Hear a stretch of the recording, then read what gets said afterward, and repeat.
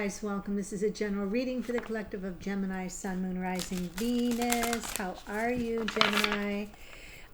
Just so you know, we are still in the energy of that full moon in Cancer. So if you haven't seen it yet, it's still available to enjoy in the night sky, and will be through Wednesday morning. That's probably Eastern time here in the US, so check your local listings, but it should be available for some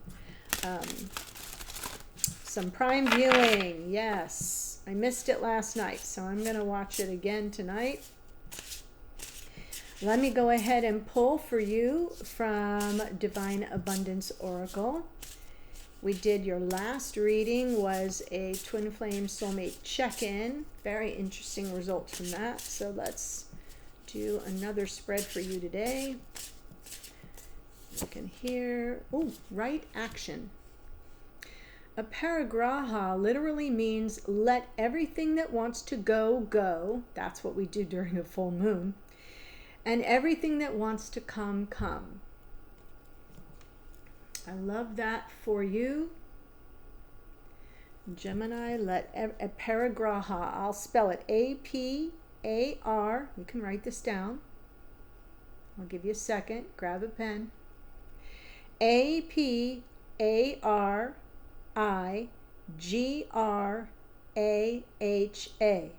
Aparigraha. Let everything that wants to go, go. And everything that wants to come, come. Right action.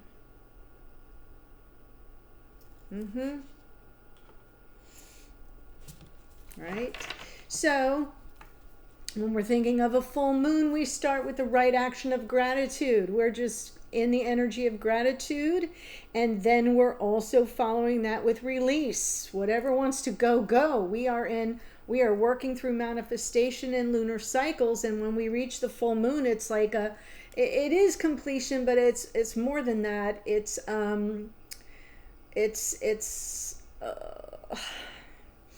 do I want to say about it? It's climactic, right? So it's more than just completing something. It's that purge moment. Like we're reaching this apex, this climactic point, and everything's illuminated. The sun opposite the moon, the luminary is illuminating everything for us, even what's been in the dark of the below. And so then we can see it all, and the right action is, hey, you're in the way here. Whatever in the way, let it go. And what wants to come, comes as we move through the next phase of the waning cycle till we get to the new moon and plant seeds in the dark, fertile soil of what we want to manifest. Okay, so I like to repeat that for some folks, especially when the oracle is sort of leading you to that. All right, I digress. So lovely to be with you again, Gem. I'm enjoying our extra time together. That may shift in the month of February. I'm going to take a little tack because people are screaming. They want more time with me too, and I understand that. So I will make some adjustments in February. Stay tuned. All right, so let's go ahead and see what we have right now. Little Eight of Swords, okay. Maybe being a little bit paralyzed. What's crossing you here, and feeling a little guarded. And remember, at this point, this feels to me like there's a lot on you right now, especially if your hair is the divine feminine. So this makes sense. This makes sense. A little bit stuck, overthinking, also maybe feeling like you're sort of contracting a little bit and feeling somewhat guarded. And if there's a lot on you, sometimes we fall into that self-protection mode. In the root of the problem is fear. If you missed the full moon reading that I did, please watch it. I do these things for your benefit. It didn't get a lot of views. Full moon in Cancer spoke a lot about releasing fear and trusting your intuition about the path forward. And I'm looking at someone here who isn't able at this moment to trust the path forward because all up in your head, which is a very Gemini trait. So I'm speaking to someone who needs to hear this message. In the past, it's about the path forward. Okay, so please watch that full moon reading. I just uploaded it 2 days ago. Okay, and what's top of mind is, where is this all headed? And is it by divine design? Or is it, what's in store for me? What does fate and karma have in store for me? What's the divine timing? Near future, we've got the King of Cups, someone's emotional availability, how they're really feeling, this person who may be the keeper of your heart, someone you love dearly, and what do they have on offer for you? Hidden energy from Spirit, Seven of Cups, the message from Spirit, Seven of Cups, hidden energy for your person, Three of Swords, and where things may be headed is an important decision. And remember, I was speaking to you in your last reading about the divine masculine being a little lost at this point, right? Maybe a little preoccupied with their pain. And so if Spirit's talking to you about mixed messages and things being a little emotionally overwhelmed, yeah. And if you're here in this sort of stuck energy and overthinking things because you don't know your next best step, and the path forward is, well, then you got to go within to get that clarity. And part of it is about trusting your own intuition. And the way we do that is we do heed that message of, well, just let what wants, that's the first thing you do. Your first best step is to let what wants to go. And if this person isn't going, then that's not something you need to make a decision about, is it? Okay, let what wants to come. And sometimes what wants to come through is our intuitive nudges. All right, but our intuitive nudges can't find their way through if what's crossing us is our own guarded heart. Now, this Four of Pentacles can also be this person's guarded heart. That can be the challenge, is that you don't know what your next best step is because you're dealing with somebody who's got their shield up, right? I remember on Will and Grace, Grace would be like, shield activated. It was her mother's shield, but that's okay. Oh, the great Debbie Reynolds. Those scenes always made me laugh. Anyway, here we go. Eight of Swords, Four of Pentacles, Ten of Swords, Two of Pentacles, right, Five of Swords. Is this really over? Is kind of what's coming through here. It could be that this Four of Pentacles is belonging to this King of Cups. Could be. Because I'm looking at a painful ending here, and as if you're saying, I'm not really sure what I'm dealing with here. Right? Two of Pentacles, like, I don't know. Therefore, it's hard to know your next best step. And with the Five of Swords from the bottom of the deck, what you can't really ascertain right now is this someone whose intentions you can trust? We're the problem. We have trust issues. And it might be a little bit of feeling like an unfair fight, or like you're walking into something that feels like it could be a setup. The Five of Swords can also sometimes feel a little gaslighty. Yeah. There's some weird juju here that you're trying to navigate, and you're struggling with it. And that's why you don't know your next best step. So let's look at the moon's energy.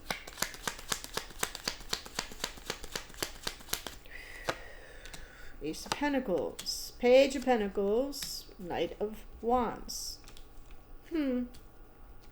So, okay, so one of your concerns is there a potential here for a new beginning in this connection after a painful ending, right? That you understand, well, we'd need to kind of take that one step at a time. It would be sort of maybe a fresh start, but you may also be concerned about, or would we just kind of have a repeat of what went before? So that's what you're uncertain of. The cards from the bottom of the deck are what you can't see, so therefore sometimes it's in your unconscious awareness and their unconscious awareness playing out behind the scenes. Are we just gonna have this person come back in and cycle through the same old, right? And so it's like you don't know, and therefore you don't know what you're really dealing with this person, possibly because they're not great at communicating their feelings, and so you're sort of flying blind one moment to the next, which is why in the outcome position we have the Two of Swords, right? Blindfolded. Two of Wands in the past.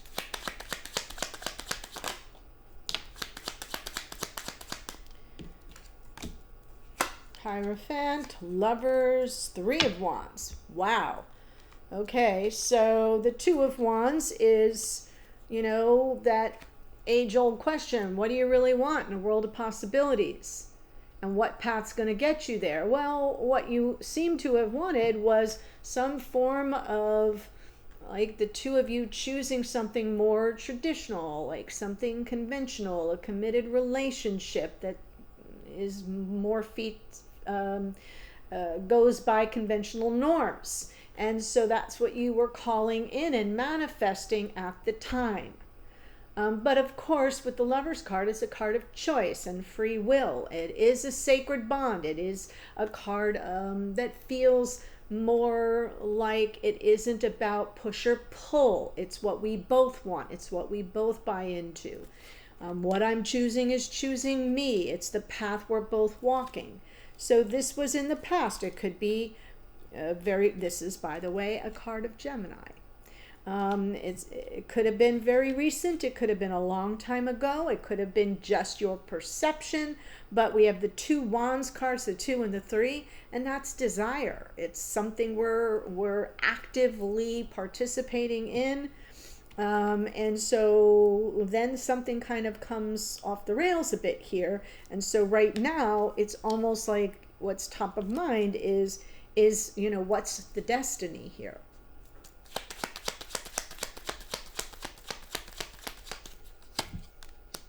Magician again. Manifestation with an Ace of Wands, and underneath you're really curious about it. So on the inside, you're kind of questioning this whole process. Am I up against something that's already been predetermined to not be working in my favor here? I'm feeling very much this desire. I'm running with this Ace of Wands, this gift from Spirit, a divine gift of inspired passion. I'm feeling that motivation, inspiration. And so you're working through, top of mind is all about what you're manifesting, but you're almost somewhere inside curious, am I up against something here that is not working for me, karmically speaking? The Wheel of Fortune can be karma. It's destiny, it's fate, it's divine time. So you're in an active state of manifestation in this connection, but then one eye behind your head, kind of like, but is it really working in my favor here? And the King of Cups. So because I'm seeing you somewhat in the root of the problem, you've got some, I'm not even going to talk about it as a full-on fear. I'm just going to talk about it as an apprehension. Like, because I'm seeing that Page of Swords and I'm seeing the moon and I'm feeling like unsettled energy, like right, this is what you have in mind, but internally, yeah, but is this what I'm gonna get? Right, that in and out kind of impulse in the moment, but no plan.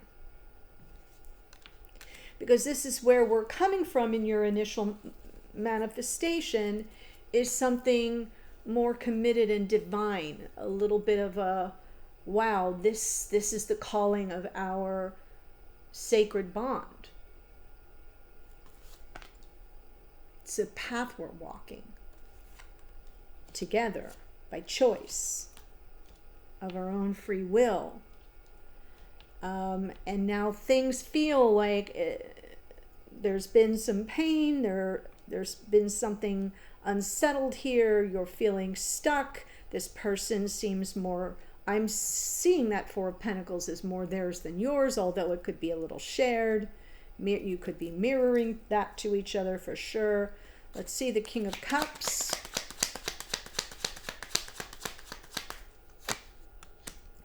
King of Cups again. Queen of Wands. Two of Wands. Well, just like in the last reading, you're definitely in the leadership role, Queen of Wands. And the double hit of the King of Cups. We have love and passion here. But again, with that Two of Wands, where are we going? What do we want?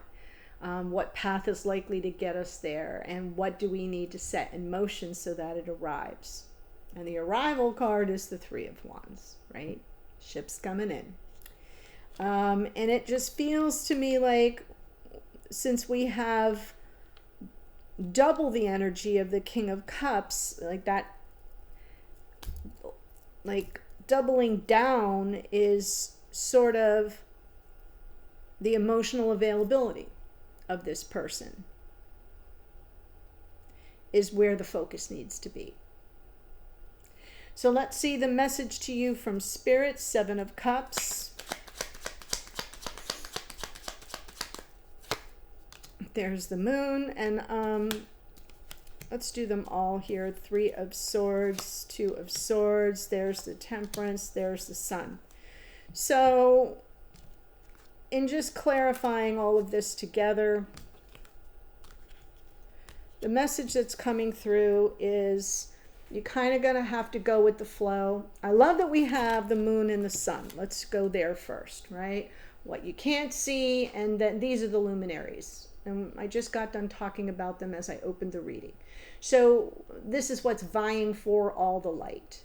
What we can't see, and where we get triggered, and where we have our apprehensions and our fears and our insecurities, and then all the light there is to shine on that. And this is who we are at our core, if we're talking about our sun signs, let's say. But it's also where we feel safe and protected in our vulnerability.